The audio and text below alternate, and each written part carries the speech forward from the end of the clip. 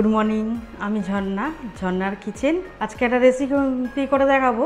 আজকে জলখাবারই দেখাবো, সকালেরই জলখাবার। আজকে বানাবো ছাতুর কচুরি, আর তার সাথে থাকবে আলুর তরকারি। শুরু থেকে শেষ পর্যন্ত ভিডিওটা দেখতে থাকুন। চলুন দেখ কীভাবে বানায়। এখানে নিয়েছি সিদ্ধ করে আলু দুটো নিয়েছি। এখানে ময়দাটা আমি মেখে নিয়েছি।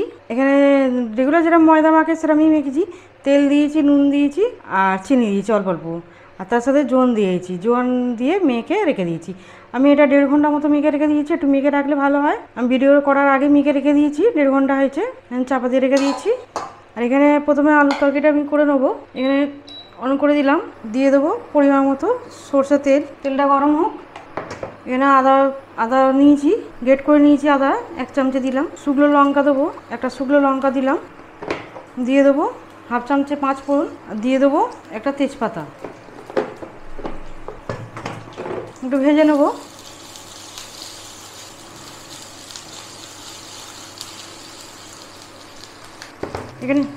এখানে হলুদ দেবো 1/2 চামচে, একটু ভেজে নেবো। এখানে হিং নিয়েছি, হিং দেবো, অল্প করে হিং দিয়েছি।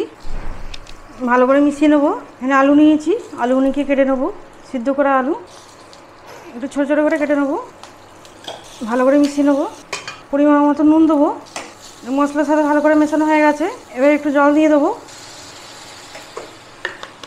কমানো ছিল, বাড়িয়ে দিলাম।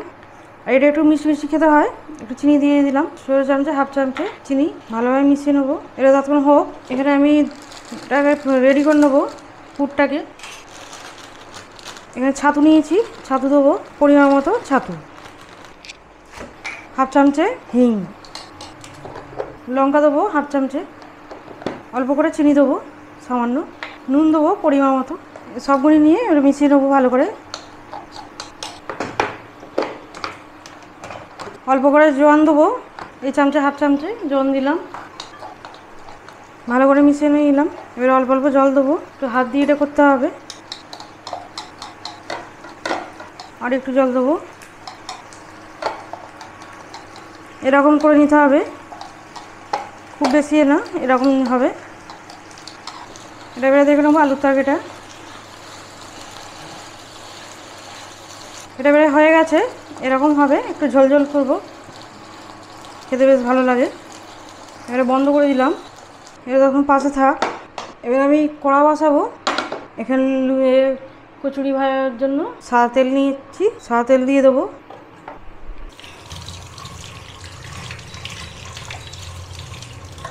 এখানে তেল গরম হয়েছে, তেল দেবো 3 চামচে মতো তেল দিয়ে দিলাম। ভালো করে মিশিয়ে নেবো।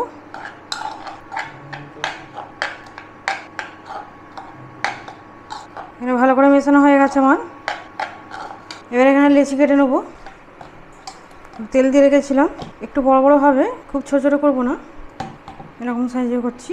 এরকম হাত দিয়ে একটু বাটির মতো করে নেবো। আমি বাটির মতো করে দিলাম। এবার দিয়ে দেবো ছাতু পুরটা।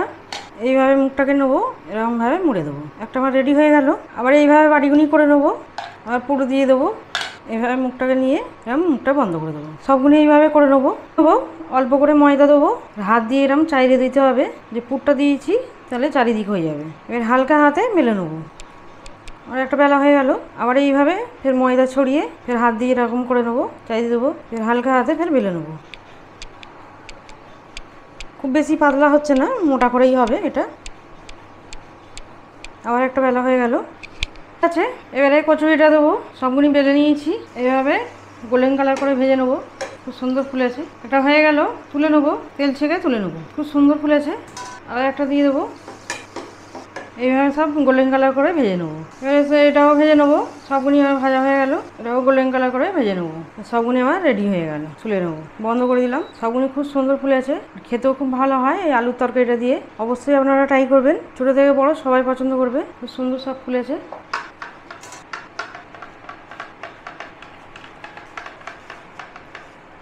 একদম রেডি আমার ছাতুর কচুরি, আর তার সাথে আলুর তরকারি। একদম রেডি কচুরি আর আলুর তরকারি। আমার রেসিপি যদি ভালো লাগে বন্ধুদের সাথে শেয়ার করবে, লাইক করবে আর সাবস্ক্রাইব করবে।